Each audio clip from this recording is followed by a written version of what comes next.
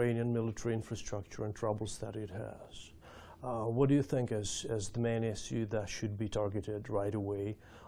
Is there any quick win strategy that you should suggest? Defense reform is not something that you achieve in a week or in a month or in 3 months.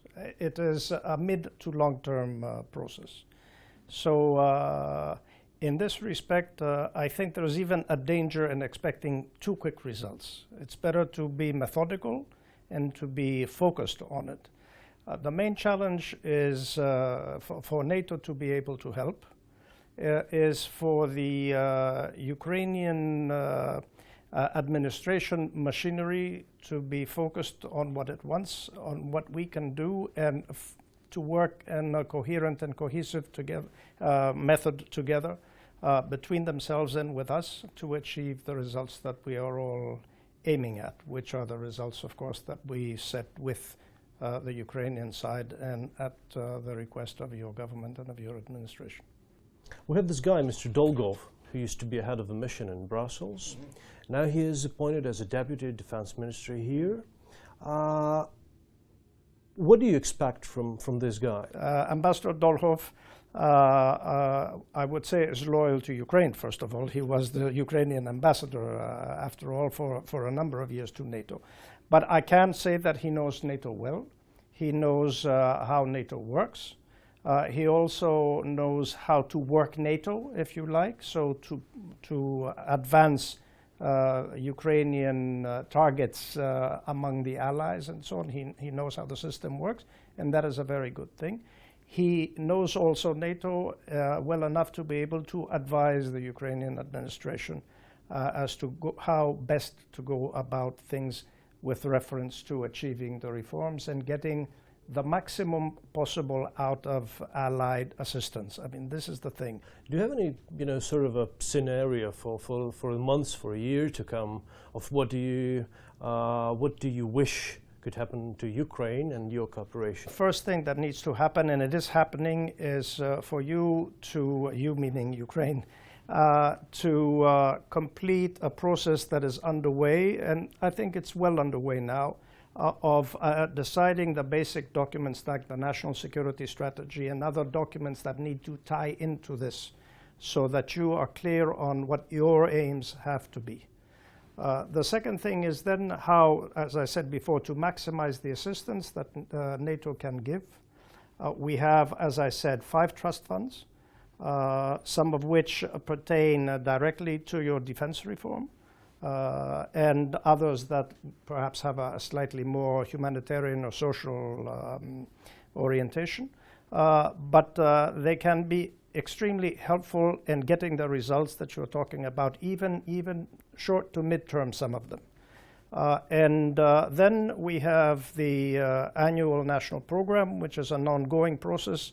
The new one has been signed by the President recently, and we will be working on it now together in advancing the reforms, because this is basically the tool that advances your reforms in a more global sense. And we have other programs pertaining to defense education, to transparency and accountability in your defense sector, and so on and so forth, which help the healthier orientation, let's put it this way, of your institutions. All these are very important, and we can start seeing results quite soon. But this is basically what needs to be done as a first step. One of the things that had emerged and that seemed to be even a bigger threat than the military threat, this informational, the so-called propaganda war. We have gravitated more towards the term hybrid warfare lately. That has more or less always been there.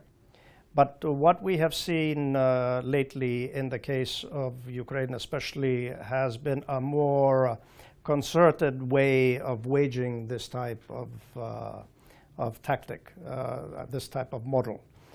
So this has sensitized, I think, the alliance and the allies even more. So we are focusing more on this hybrid warfare model. We will be having a strategy for this, developing a strategy for it. But we are looking at things such as greater situational awareness, how you identify this, because it can be quite subtle, especially in the earlier stage. Of course, the focus from the NATO side will be more in terms of the military instruments, but we are also developing how we will work best with the allies, but also how we will be working better within the international community and with other international organizations. One thing that you called propaganda is also what we would say we need a greater focus on strategic communication and how we deal with a lot of misinformation campaigns that are involved in this type of as I said, a hybrid warfare model. Of course, NATO has no intention of engaging itself in a misinformation campaign. This is not how we deal with this.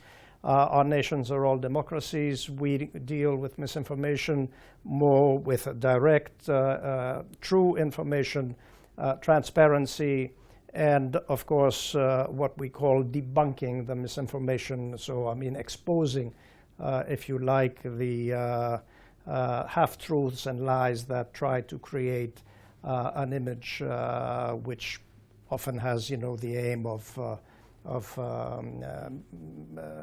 creating rifts between allies or whatever. And this is not going to work. We are well prepared for this.